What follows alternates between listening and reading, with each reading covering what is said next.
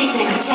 ก็เพราะว่ามันยังคิดอยู่อยากให้เธอลองคิดดูก็เพื่อวันพรุ่งนี้เธอจะเปลี่ยนใจตอนนี้คงจะได้เพียงแค่รอแล้วมันก็คงต้องยอมก่อนก็แล้วจะให้ฉันทำยังไงก็บอกว่าเธอจะเหงาขึ้นมาเวลาที่ไม่มีใครฉันไม่อาจจะได้ไหมถ้าเกิดว่ามีความรักที่ฉันไม่อยากจะบอกถ้าเกิดว่ามีคำถามที่ไม่อยากได้ยินคำตอบถ้าเกิดว่าไม่มีเขาเธอจะบอกฉันรู้หรือเปล่าแม้ก็แบบว่าเอาจริงๆไม่อยากได้ยินคำตอบใจทำไมฉันไม่รู้จะพูดมากแต่ถามว่าเกลียดทำไมบางทีมันก็ตอบยากแต่ก็แบบว่ามันไม่ทราบเลยที่เธอคิดอะไรอยู่บางทีก็ให้ความหวังชอบมาเล่นอะไรก็